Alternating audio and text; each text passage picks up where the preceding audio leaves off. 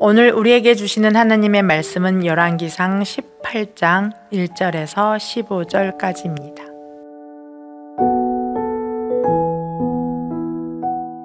많은 날이 지나고 제3년에 여호와의 말씀이 엘리야에게 임하여 이르시되 너는 가서 아합에게 보이라.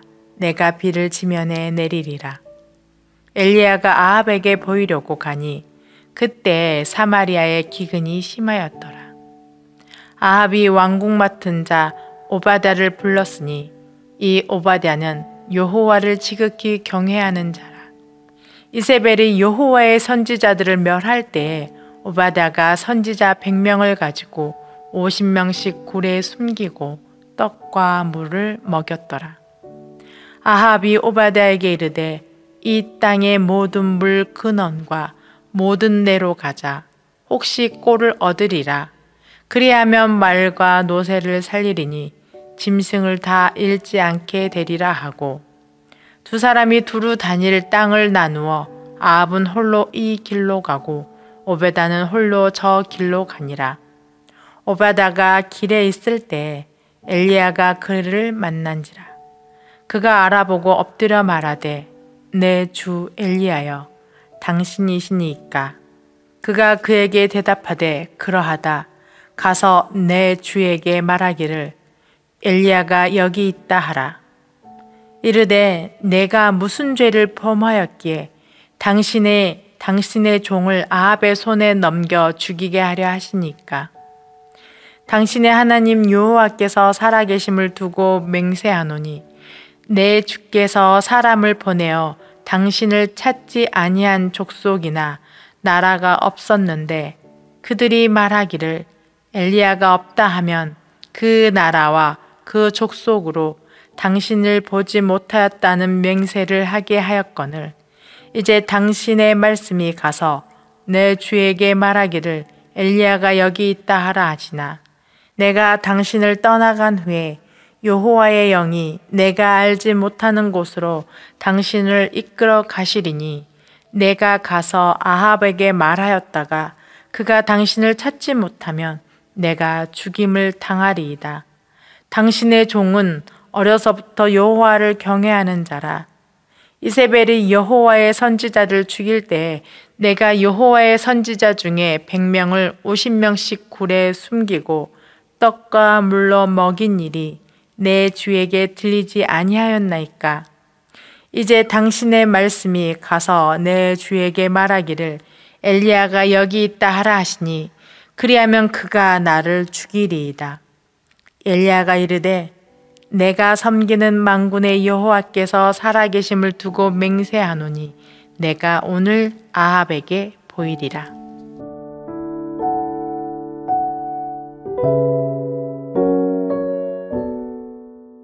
성도 여러분, 여러분의 이름에는 어떤 의미가 있나요? 여러분의 이름을 지어주신 부모님 혹은 조부모님은 왜 그 이름을 지어주셨을까요? 보통의 경우 사람의 이름은 그 사람이 어떤 존재로 살아가기를 바라는 그 소망을 담아서 이름을 지어줍니다. 저는 한동안 제 이름의 의미를 알지 못하고 살았습니다. 제 이름을 지어주신 분은 큰할아버지셨는데 제 이름의 윤자는 옥편에도 없는 한자어였습니다. 그래서 중고등학교 시절 한문 선생님께 여쭤보았습니다. 그러나 다들 처음 보는 글자라고 하셨습니다. 그래서 의미도 모른 채 지내고 있던 어느 해에 지금의 주민등록증으로 바뀌면서 이름의 한자를 컴퓨터로 찾아서 만들게 되었습니다. 그런데 주민센터에서 제 이름의 윤자가 아무리 찾아도 없는 글자여서 제 주민등록증을 만들 수 없다는 것이었습니다. 제 이름으로 사용하는 윤자는 문 앞에 왕이 있고 또 문 안에도 왕이 있는 윤자였습니다. 저는 문 밖과 문 안에 왕이 둘이나 있는 그 글자가 명 마음에 들지 않았습니다. 부모님께서는 그런 저에게 제 마음에 드는 한자를 찾아서 개명하라고 하셨습니다.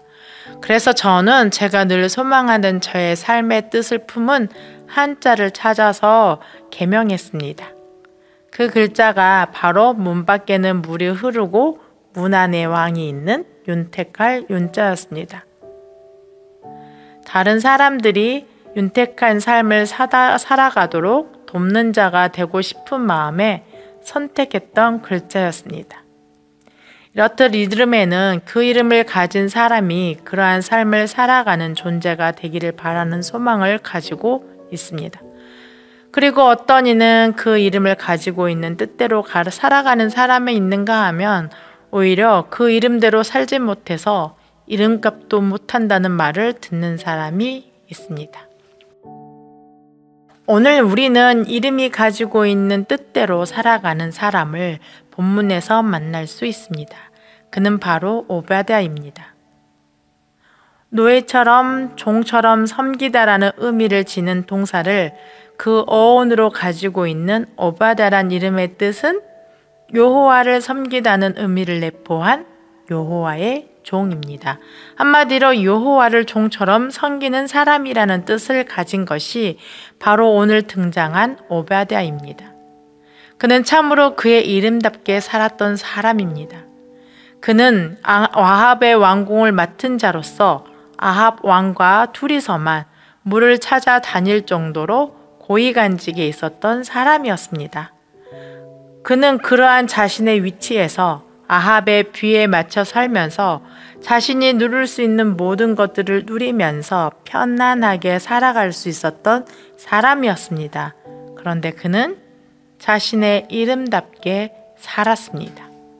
성경은 오베드야에 대해서 이렇게 말합니다. 3절과 4절 말씀입니다. 아합이 왕궁 맡은 자 오베드야를 불렀으니 이 오베드야는 여호와를 지극히 경외하는 자라. 이세벨이 여호와의 선지자를 멸할 때에 오베드야가 선지자 100명을 가지고 50명씩 굴에 숨기고 떡과 물을 먹였더라. 아합 왕궁을 맡은 오베드야는 앞에서 말씀드린 것처럼 아합의 비위를 맞추면서 누릴 수 있는 편안한 삶을 버리고 여호와의 말씀을 전하는 100명의 선지자들을 숨기고 그들에게 떡과 물을 제공했습니다. 여호와의 종이라는 그의 이름답게 그는 여호와 하나님의 말씀을 전하는 여호와의 선지자들을 자신의 목숨을 걸고 지켰습니다. 오베드야는 여호와를 경외하는 여호와의 종으로서 자신이 누구를 섬겨야 하는지 정확하게 알았던 사람입니다. 여호와의 종이었던 그는 아합과 함께 물을 구하러 나올 정도로 극심한 가뭄 중에도 그는 하나님의 말씀을 전하는 여호와의 선지자들에게 떡과 물을 공급하면서까지 그들을 섬겼습니다. 그가 그렇게 할 수 있었던 원인은 무엇이었을까요?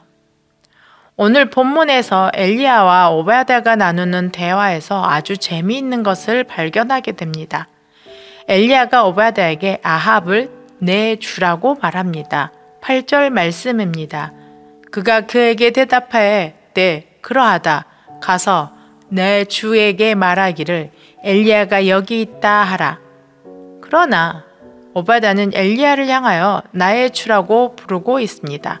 7절 말씀입니다.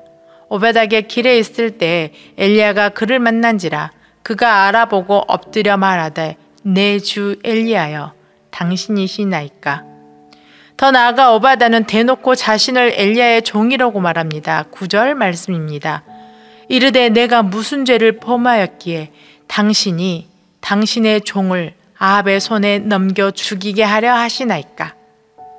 그에 반해 지금 자신이 맡고 있는 왕궁의 주인인 아합을 향하여는 주라는 단어를 절대 사용하지 않고 그냥 아합이라고만 말합니다.